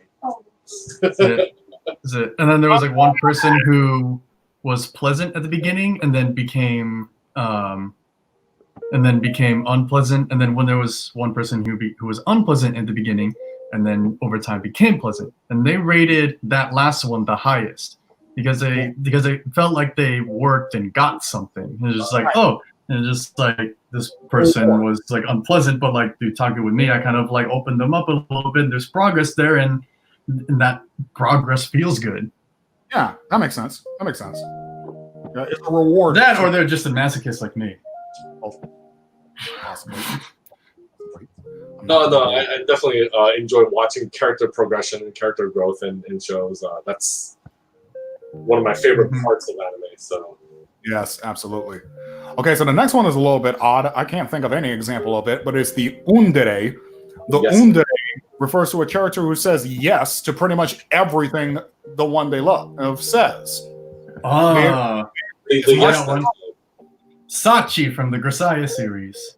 also shoot, what's it called? Bakano. There was two lover characters that were like in wedding dresses and stuff. Mm-hmm. They are unders to each other. They'll constantly be saying yes to whatever the other says, and they'll go on these crazy missions. I don't know, does anybody remember Bakano? Bakano? Bakano. Yeah, it's the one that takes place on a train. That one's on my list. 20s gangster style anime. Yeah, looks like That it takes one's on place. my list. But like I said, you can probably like attribute this to any sort of like anybody who like embodies like the maid trope. Yeah. Yeah, you could say that. Okay. So there are a few of those. Next, we have the Utsudere. This refers to a character who is often sad and depressed. There is a reason for the character's despair, such as being bullied at school. Even if their life improves, they are often wary of other characters' motives. So that's just a slight variation on the Shundere. Yeah. Yeah, just another sad and depressed character, but I guess the difference is you see explicitly why they're sad and depressed. Kosei, From Your Lie in April. Oh yes. Okay. Yes, Yeah. that makes sense. Yeah, for sure. absolutely. Mhm. That's definitely. His mom messed him up for sure. Yeah. Oh my goodness, that was horrible. I was thinking Sayonara Zetsubo Sensei, the main teacher character. Uh-huh. He's a suicidal character who's constantly sad and depressed over everything, almost to a comical level. So And yeah, that would make sense. there's also at least- Welcome to the NHK, I guess. Or Edgar Allan Poe. Alan Poe was an Utsudere. Okay. There you go. Oh, if only Kelly were here, she'd be fuming right now. Okay, so to tie off this list, we have probably the second most popular dere of all time, the yandere. The yandere refers to a character who starts out nice and sweet, but eventually becomes dark and obsessive over the one they love. They become stalkers and use violence on and possibly even murder any person who gets close to their love interest, even if they're too shy to simply speak with that person they have a crush on. Gasai. I mean, she is. Outside the quintessential example of that. So I can understand this one too, and like forgive me for being Freudian with it, but I think it's the appeal of the Oedipal mother. Really? Appeal of the what? Oedipal mother. And it's The like overly obsessed mother figure. that's what I think the appeal is of that. Maybe. Or they have a death wish. No, that's possible. Well, like one thing about this that I find kind of disgusting was that like there was actually somebody, like a woman in Japan, that killed her boyfriend, like I think for breaking up with her, and then people started like turning her into a meme and like celebrating her. It's like, oh, please stab me, and I'm like, okay, that's one thing for it to just be an anime. It's another thing for it to happen in real life. Yeah, a lot of these things are only functional in an anime. Yes, of course. Yes, of course. Now, most of these are people you will probably never actually meet, and thank God for that. Yeah, it's just like because the thing about like these deades, it's only one dimension. Like meet somebody that one dimensional in real life, like it's kind of something. But also like a well-written deade is third dimensional. Exactly. Like with Taiga, it's like she's like violent because like one, she's small and so she can easily be the victim, and she's had a bad relationship with her father. So she has a hard time trusting people. Yeah, the loneliness she grew up with. If you see the contrast of Ryuji's small but warm house full of his mom and the bird and whatever, and then you see Taiga in this dark room in this gigantic dark room that's all cold, and like she's like right in the middle there's like a huge contrast when you see the scenes go back and forth. And there's a lot of loneliness she grew up with, and a lot of issues that she had to deal with. Yeah. It's like, and that is like that's the thing about like a well-written tsundere. It's like they have a good reason for what made them that way, and there's a lot of other angles to that. Yeah, and then you have, and then like back to yandere, you have school days. Right. Nice boat. If y'all know how that ended. Didn't that start the nice boat meme? Yeah, because they couldn't air the episode. They couldn't air the final conclusion episode because like the show was gonna have this gruesome murder scene, and like the weekend before, some girl like murdered her dad or something like that. Kind of the same way, it became big news, and so the animation company was like, we can't show this now. Let's put in a B-roll of a boat. No. And so what ended up happening was they ended up rolling some stock footage of like random scenarios in I don't know, somewhere in like Europe somewhere, I guess. And at one point, like a boat would be like going down like a river, and in Nico Nico Doga or some place like that at the time, they started saying "nice boat" on the comment chat, and became just this big running meme in Japan, which flooded into America because of how big it was. Wow. Yeah. One thing about yanderes, it's like one thing that I have a distaste for of a yandere is how controlling they are. Yes. It's like there's one. It's like, oh man, okay. There was one manga that had a yandere in it, and it actually shook me to my core. It was scary. It was oh man, just no way, man. And is this the one about the girl and the boy who starts getting more and more caught up into the murder world? Like, it's like the way it starts out is that like, okay, so back in elementary school, this guy like had a crush on a girl, but then did something nice for like the other girl who was the yandere, and all of a sudden it starts like, oh, like we're meant to be together, much like a yandere does, and I believe like ends up killing the main character's interest. And then flash forward to high school, he finds another girl again, and she tortures her and violates him. I couldn't get past the first chapter after that. And that one was. Yeah, I saw the first chapter. I was like, I'm done. I couldn't. It's too much. But like, in Komi-san, because like every character in that is a trope, and their names are a part of the trope. There was a girl that was like a yandere for Komi-san. And there was that episode like Komi came back with the best like counter to a yandere saying we're meant to be together. This is like, you don't get to decide, my friends. Yeah, I remember. I was like, yes. It's like anybody who's a victim of a yandere can say it's just like, you don't own me.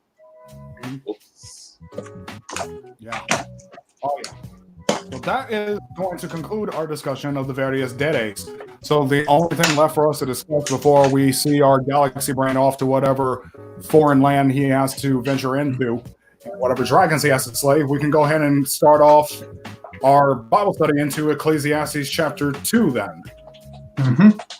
So, Mac, you ready to take us off into there? Yeah, I do have to go in a bit, so I guess I'll log off now. If that's okay with everybody? Okay. All right. All right. We can go through. Well, pleasure speaking with you. Wait, what was that? Well, pleasure speaking with you, Chris. I really hope we get to do this again sometime soon in the future. Yeah, me too. All right, then. Have a good one, guys. Absolutely. You too. See you in the group. All right. So, chapter 2 of Ecclesiastes is titled here, The Vanity of Pleasure. I guess this must be a criticism of the aesthetic mode of existence. So, I said in my heart, come now, I will test you with mirth. Therefore, enjoy pleasure. But surely this also was vanity. I said of laughter, madness, and of mirth. What does it accomplish? I searched in my heart how to gratify my flesh with wine while guiding my heart with wisdom, and how to lay hold on folly until I might see what was good for the sons of men to do under heaven all the days of their lives. I made my works great. I built myself houses. I planted myself vineyards. I made myself gardens and orchards, and I planted all kinds of fruit trees in them. I made myself water pools from which to water the growing trees of the grove. I acquired male and female servants, and had servants born in my house. Yes, I had greater possessions of herds and flocks than all who were in Jerusalem before me. I also gathered for myself silver and gold, and the special treasures of kings of the provinces. I acquired male and female singers, the delights of the sons of men, and musical instruments of all kinds. So I became great and excelled more than all who were before me in Jerusalem. Also, my wisdom remained with me. All right. So it's basically it. Yeah, it is pretty much the critique of the aesthetic mode of existence, as Kierkegaard would put it. Okay. So what is the purpose in Solomon giving a description of all this material accomplishment and possession that he had attained? That it really has no value in and of itself. It's like I guess like the way I see it, kind of adding on to it, like the only true value that things like this have is as a tool for something greater. Or it's part of like the unity is like, although like the pleasure of things is like pleasure is part of the logos. Sure. But it's not like the sole purpose. I guess that's kind of like what it is there. Is like there is like a purpose in pleasure, but it's not the sole purpose and shouldn't be the goal of things. Right. Yes. It's like there's a constant criticism telling people that happiness is not something you pursue directly. It's something that you get as an ancillary byproduct of doing something meaningful. Mm-hmm. So as long as you're trying to do happiness for its own sake, one, you're extremely unlikely to attain it. And even when you do, it is extremely short-lived and shallow and completely hollow and unsatisfying. And it's like buy yourself a new pair of shoes, see how long that happiness lasts. Oh my goodness. And it's almost like it's like there's like one part in it either, or it's like the Diary of the Seducer, and it's kind of like a Don Juan figure, where basically just like there's like this guy like seduces women, and at the penultimate moment of like when his, I guess he's a victim, is like falling in love with them, he ditches them. And it's like Nietzsche, I remember, kind of had something like this. Is like, when someone falls in love with you should immediately become disenchanted with them. Huh. Wow, that's exploitative, to put it mildly. Yeah, it's very much like the way of the seducer. Yes. Like the aesthetic mode of existence is basically, like, in short, it's maximizing pleasure and minimizing pain. And there's like two ways of this. There's like the vulgar aesthetic, which is like the drugs, sex, and rock and roll. Mm-hmm. And then there's like the refined aesthete, which is kind of mostly what you see people trying to be on social media, like the travel, the fine cuisine, collecting something, and things like that. But like the kryptonite for the aesthete is boredom. Oh, and that's a pretty weak kryptonite. It is very weak. Mm-hmm. And a very I'd say like I guess you could say too is like the exemplar of the refined estate is Camus. Okay. Yes, Albert Camus. Mm-hmm. And it's basically kind of like it's like the meaning of life is whatever it takes to not for you not to kill yourself. A very kind of shallow interpretation. That's a crude way to put it, but not an entirely inaccurate one. Yeah, but like, it's sort of like it's.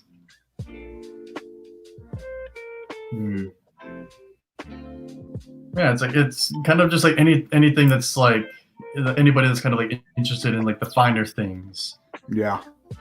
And it does appear in excess, especially within like our mainstream media and music. Mm-hmm. It's like there is like there is like a value in the aesthetic.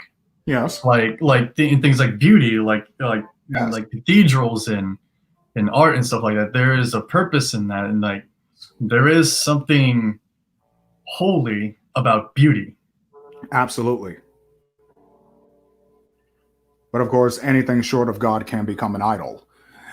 Yeah. And that includes beauty, that includes pleasure, that includes the aesthetic approach.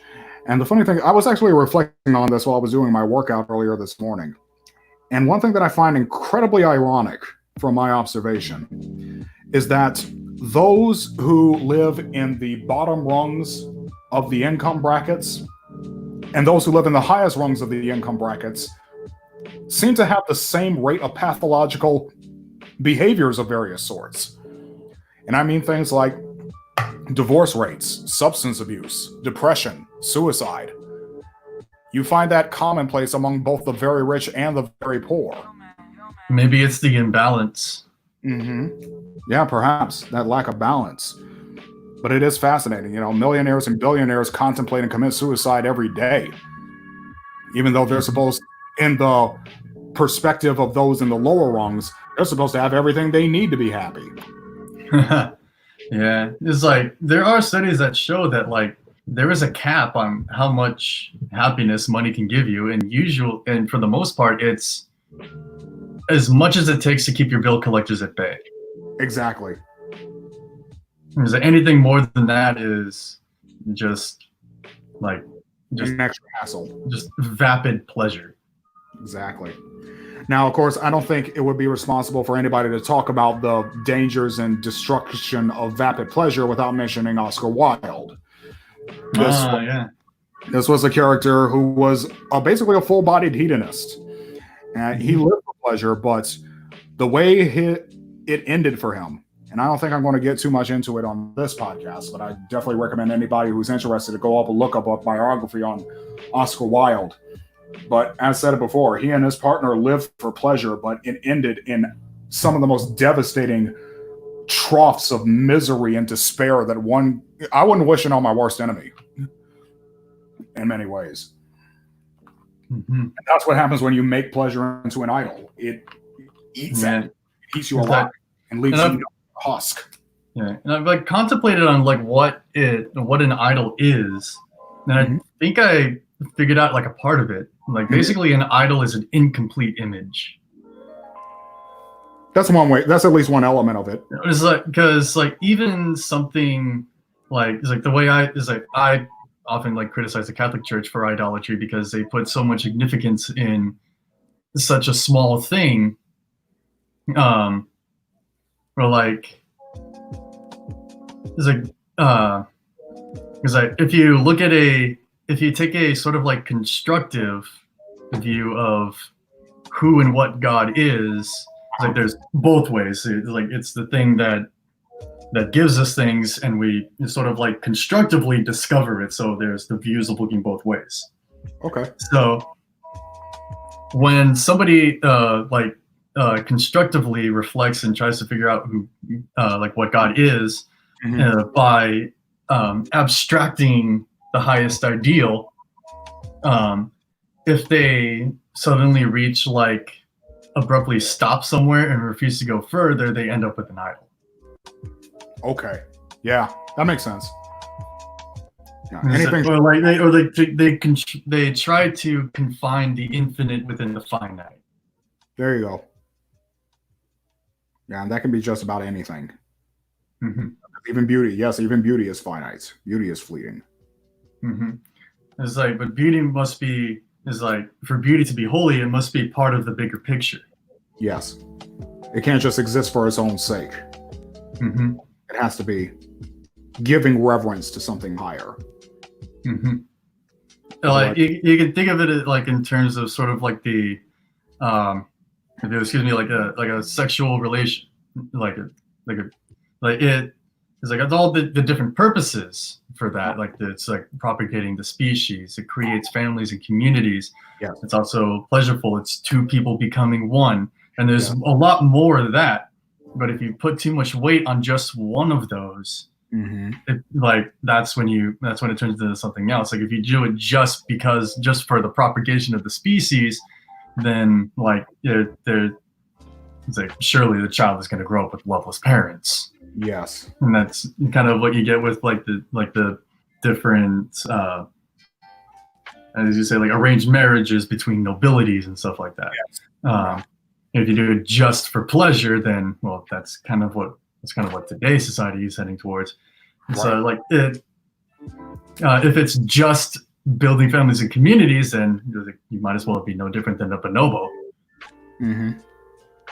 Yeah, exactly. Yeah, it's incomplete just to do it for any one of those purposes alone. It's like the logos of these things only reveal themselves in the culmination of all the different logi, and that's plural of logos. So all the different logi like culminate together to create the whole thing as it is and should be. Mm-hmm. Yes, of course. Otherwise, it's incomplete. Mm-hmm. It's like, and if it's incomplete and exalted as an absolute, that's an idol. Much like an ideology. It's like in Paradise Lost, Lucifer is the spirit of reason. Mm-hmm. And the danger of reason is that it tends to fall in love with its own productions and exalt them as absolutes. Right. And so like in Paradise Lost, Lucifer became a victim of his own idolatry to his own reason. Yes. And it's these kinds of things that actually lead to people to think that there is like a conflict between science and religion, which there really isn't. There isn't. There's none. And it's like one, the people that wrote the Bible were not scientists. No. Well, Luke was a physician, so yeah, it's like they understood the metaphysics, but like they didn't understand the empirical physics. Right. They explain different things, science and religion. Yeah, it's and the science is still like a very new thing as far as human history. Yeah. The current scientific method was only developed a few centuries ago. Mm-hmm. And science is constantly being flipped on its head, like with relativity, quantum physics, and like one of the more recently the discovery of the proof of discovery of gravity waves.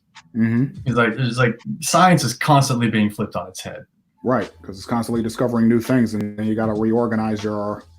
Yeah, it's like up until like Einstein's time, Newtonian physics were like, oh yeah, we got this figured out. And it's like Einstein's like, here's relativity. It's like, wait, what? Shoot, even in logic thought they had a lot of things figured out, and then Bertrand Russell demonstrated the paradox of set theory, and the entire world got thrown into a tailspin over it. Yeah. And the thing is too, it's like, let's say like Charles Darwin is like, forgive me for going into a hot topic, you can stop me at any point.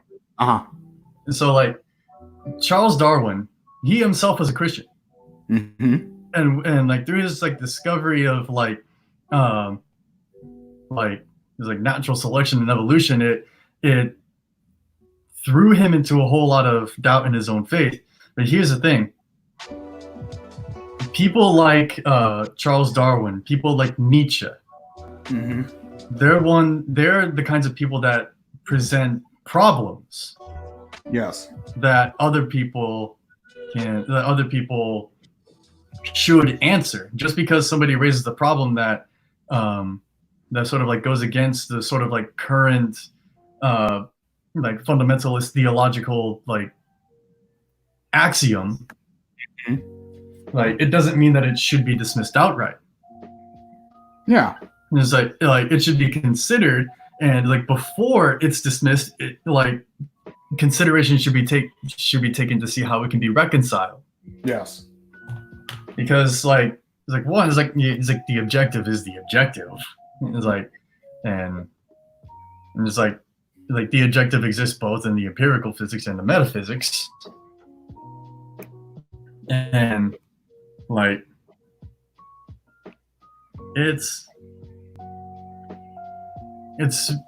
a really difficult thing. It's like the forerunners of human progress are artists.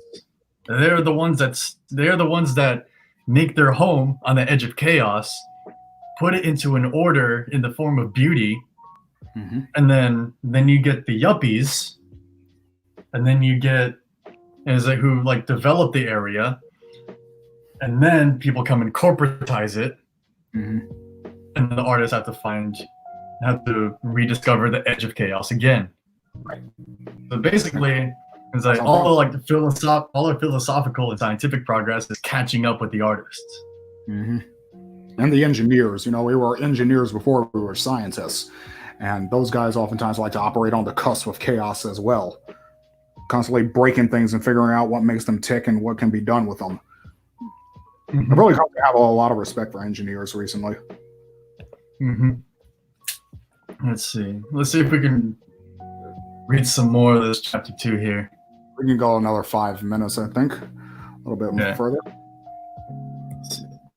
Whatever my eyes desired, I did not keep from them. I did not withhold my heart from any pleasure, for my heart rejoiced in all my labor. And this was my reward from all my labor. Then I looked on all the works that my hands had done, and on the labor in which I had toiled, and indeed, all was vanity and grasping for the wind. There was no profit under the sun. And that's like the end of that section. That kind of what I got from that as I was reading it was sort of like the way of the refined aesthete, in which, like, in an effort to stave off boredom in between pleasures, they basically milked the pursuit of the goal rather than just cheaply seeking the goal itself, much like the seducer. Okay. It's like here's the thing: the seducer does not like the easy woman. It's like the challenge, the pursuit is what they're going for. It's like the harder to get. It's like the seducer knows that he's gonna spend more time like in pursuit of the goal. All right. Like it's sort of like the difference between like the vulgar and the refined aesthete. Like the vulgar aesthete is just like get everything I can when I can, cheap thrills and whatnot. All right. Yeah. Well, there you go. That's basically how he was tying it all off. Like, I did all this, and in and of itself, it's all in vain because, hey, it's all just going to be dust in the wind eventually anyway. Yeah. It's like even the labor involved, like taking pleasure in the labor and the reward of the labor itself. It's like, because I get that. It's like I do take pleasure in the pursuit of things because of how it turns out. It's like satisfaction is a stronger emotion than mere happiness itself. Yes. It's like,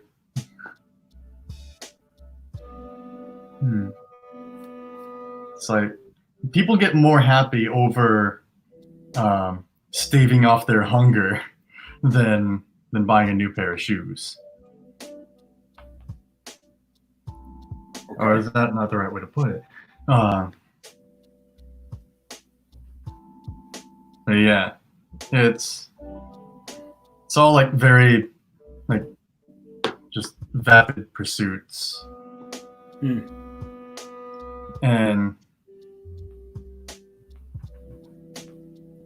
it's like the only logical end to it, if anybody lives in this kind of lifestyle long enough, is dread. Yeah. It goes back to that thing I was pointing out about, millionaires and billionaires who are always in the troughs of depression and despair. And it's like Kierkegaard made nearly his entire work on this kind of stuff. Because he himself was he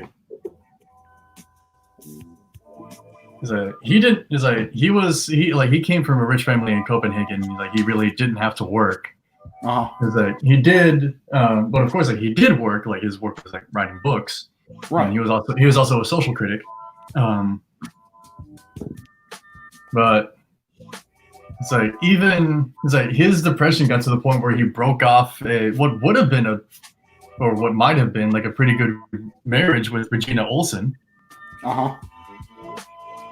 And it's funny how existentialism started from just the weird emo Danish Christian, but when he broke it off with Regina Olsen, he basically wrote Either Or as a way to make himself the villain, so that it would be easier for her to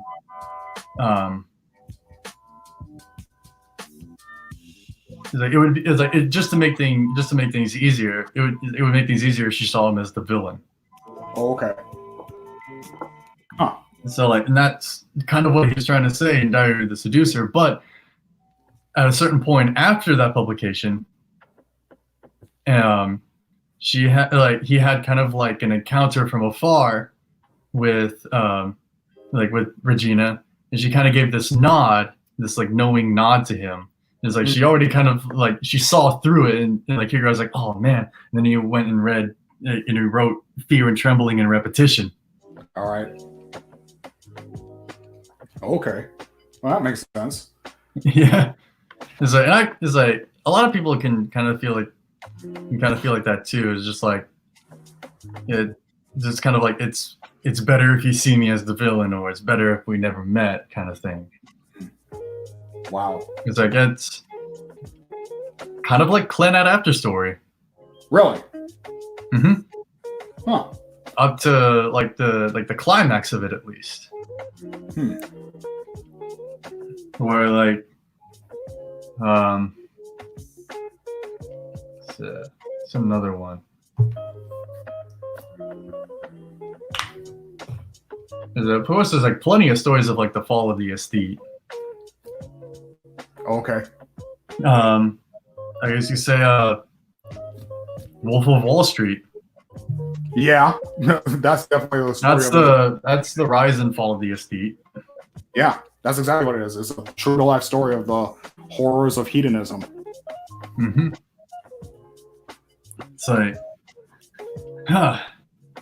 You could say in a way that Kakegururi is an expose on the self-destructive and counterproductive nature of mindless pursuit of pleasure.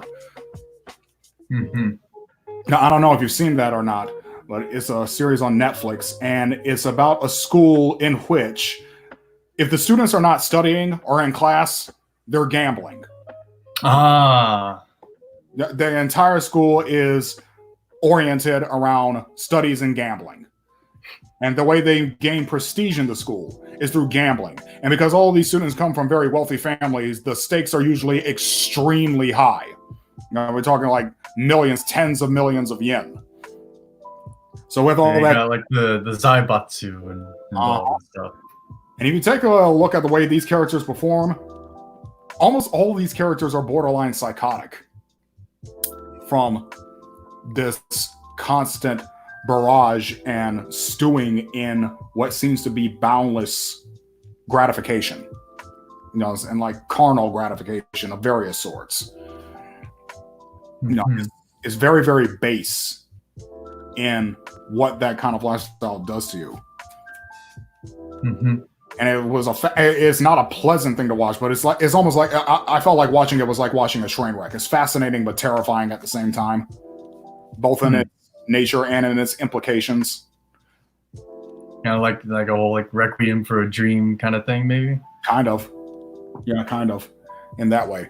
But yeah, if you haven't seen Kakegurui, at least watch the first season. The second season is really kind of garbage, in my assessment. But the first season of Kakegurui is definitely worth a watch. Highly recommend that.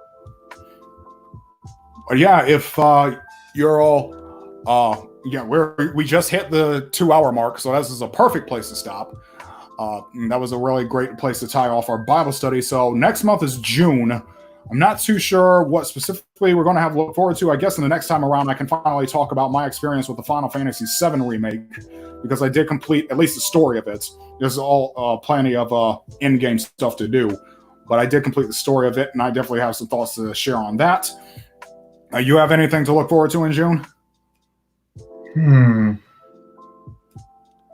Can't say that I do. Most of the stuff I'm looking forward to is in the fall. Oh, yeah, there you go.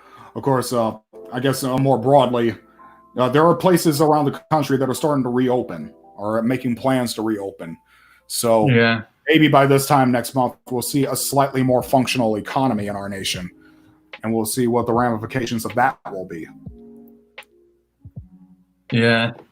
And possibly, like, I'll see if I can find another topic too. It's like I don't know.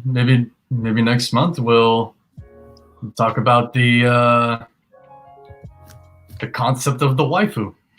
Yeah, maybe. Yeah, and all that entails. It's like the appeal, the dangers, and whatnot. Yeah, it's like there are some good things that come out of it too. It's like I remember kind of like early on, one of the things I said was like, become the person that your waifu would fall in love with, and you might actually find your 3D waifu. Yeah, maybe. Of course, we're going to have to clarify starting off that waifu is not how you say wife in Japanese, you flipping weebs. Don't even start thinking that right now and embarrass yourself. But that is a tale for another time. All right. Well, this was actually a very good one. This is probably the cleanest podcast that we've done thus far, I think. This went exceptionally well. And I'm really looking forward to further installments. But in the meantime, everyone listening to this, keep safe, keep yourself safe, keep those around you safe. We know that times are hard for a lot of people. It's not really that hard for me on a personal level, but this is not a personal situation we're in. But in the meantime, do what you can, keep yourself safe, and continue enjoying the things that you love, whether it be anime, manga, or anything else. Life's too short to not enjoy the things that you love. And with that, goodness, I forgot how to say goodbye in Japanese. Sayonara? Yeah, there you go. Sayonara.